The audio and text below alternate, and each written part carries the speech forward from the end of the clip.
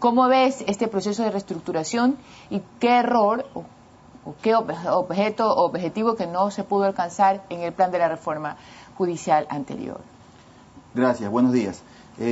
Yo creo que en primer lugar hay que tratar de puntualizar el hecho de que el Colegio de Abogados del Guayas, al igual que todos los colegios de profesionales del país, deben de asumir el rol que les da justamente por parte de la sociedad civil, el hecho de aportar para la construcción de la democracia. Y en ese sentido, pues hacer las opiniones necesarias respecto a los problemas sociales que vive el Ecuador.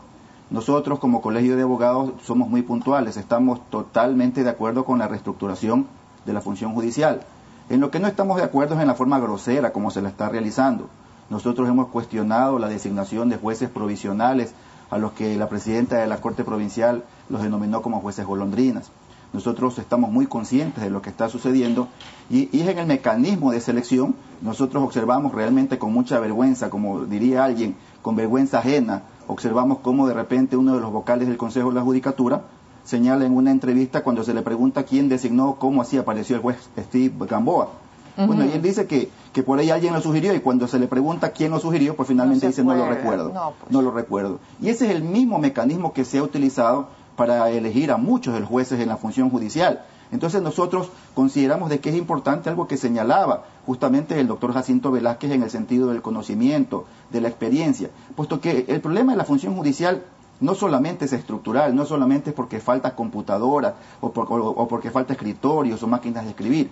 El problema de la función judicial es un problema mucho más de fondo. En este sentido, lo que la ciudadanía, lo que usted, María Josefa, señalaba, ¿qué es lo que espera realmente el usuario? El usuario realmente espera una justicia mucho más sensible, una justicia realmente que pueda dejar satisfacción al usuario y que finalmente pueda devolverle esa credibilidad o ese prestigio que tanto anhela la función judicial. Pero lamentablemente las cifras nos dicen lo contrario.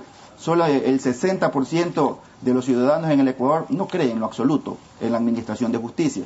Solamente, por citar un ejemplo, en el área penal, acuden a la función judicial a presentar su denuncia aquellas personas que por obligación, porque tienen un seguro, necesitan a lo mejor denunciar un robo. Pero más allá de ello no existe realmente una confianza. Lo que se espera de parte de los usuarios es una justicia más amable y más sensible. Una de las características que acabas de nombrar con respecto a la reestructuración ahora es la palabra grosera, ¿no? Usaste la palabra grosera por la intromisión de un poder judicial sobre otro. Creo que fue el diario El Universo que entre domingo y sábado, en una crónica de fotografías, recordó cómo los poderes del Estado, los otros, la función ejecutiva y el Congreso, ha querido meter mano y de hecho lo ha logrado en el Poder Judicial. Hay una foto inclusive en la que nos hace recordar los tanques que mandó el ingeniero Febres Cordero cuando impidió el ingreso de los magistrados de la Corte Suprema, en ese entonces designados por el Congreso Nacional.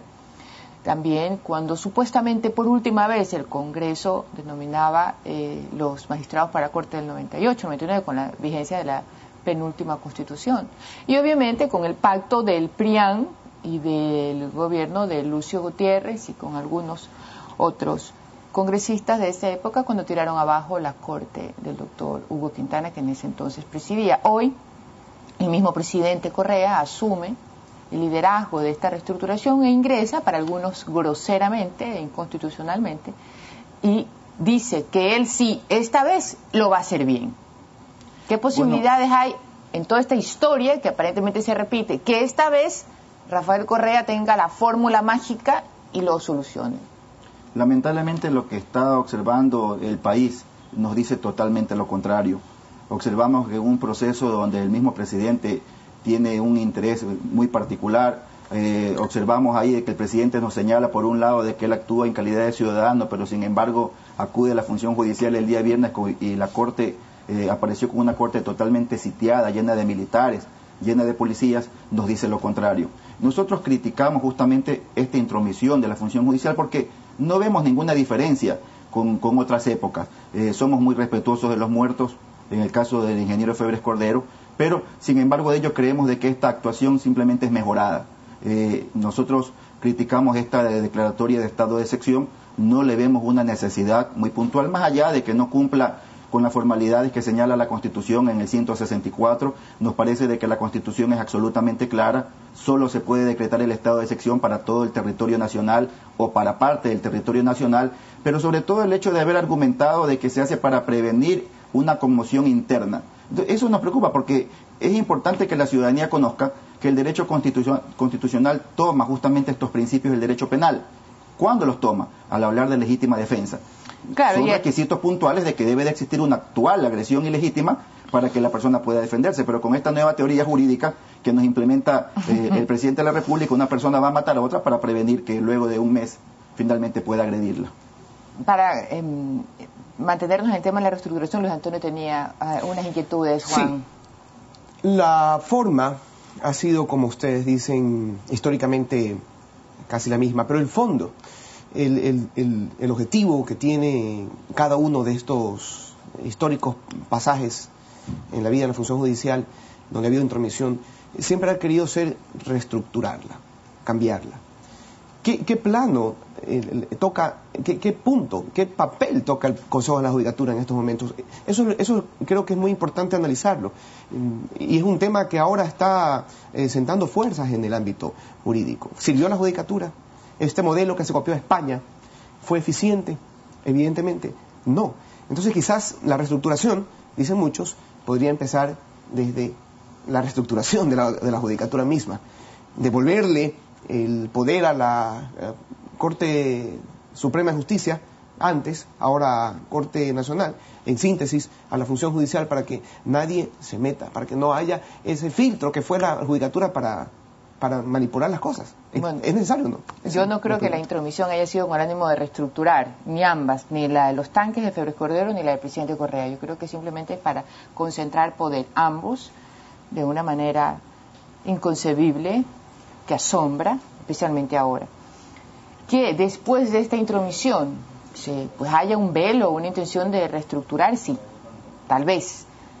Y en lo que sí coincido 100%, y Juan estará también en la misma línea de pensamiento, es la responsabilidad del Consejo de la Judicatura, que ha sido nula durante los últimos años. El Consejo de la Judicatura no tuvo la suficiente fuerza política para hacer lo que tenía que hacer. No lo pudo hacer, justamente porque habían unos compromisos ahí complicados y todos sabíamos lo que los vocales del Consejo le decían a los jueces.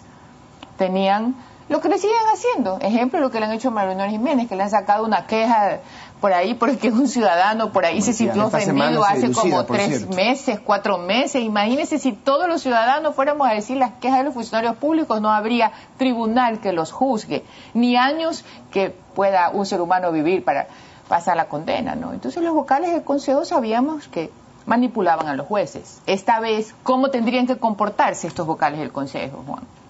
Yo creo que hay un modelo que nos deja mucho de aprendizaje. Es el modelo chileno. Yo tuve la suerte de capacitarme gracias a un organismo internacional allá por el año 2002 hasta el 2004, por el Centro de Estudios de Justicia de las Américas con sede en Santiago de Chile. Y ahí pude observar cómo Chile tenía un problema similar, no solamente en el área penal, en todo el sistema judicial. Habían cerca de 3 millones de causas represadas. Y eso motivó para que en primer lugar se conforme una comisión para que pueda analizar una planificación de parte de la función judicial de objetivos claros a cumplir. Pero esos objetivos no se los iba a cumplir en 60 días, porque eso es soñar, María Josefa.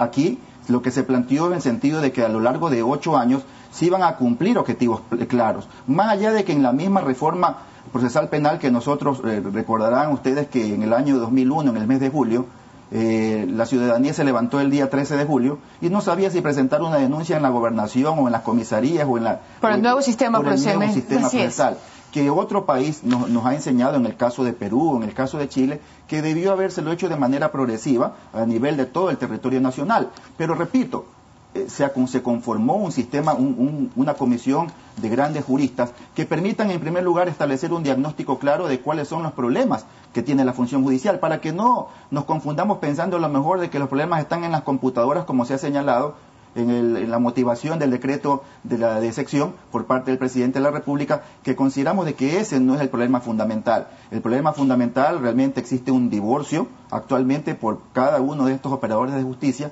la fiscalía atacando la función judicial atacando la policía atacando a los defensores públicos, y en fin. Una historia antigua. Es una historia de nunca acabar. Así Entonces, es. en primer lugar, debemos, creo, acabar con este divorcio que nos permita a todos los que estamos involucrados con la administración de justicia poner las soluciones y poner objetivos claros. Pero esos objetivos que se puedan tener indicadores o medidores justamente de cumplimiento de esos objetivos, porque de lo contrario sucederá lo mismo que ya ha mencionado Luis Antonio, en el sentido de que el Consejo de la Judicatura no ha servido para maldita la cosa. Bueno, esa palabra la verdad es que asusta, porque como nosotros queremos que todos los espacios y los días sean benditos, porque siempre por ahí hay unas fuerzas enemigas y ocultas que le vienen a dañar a uno el día y la sonrisa. Gracias Luis Antonio, gracias Juan.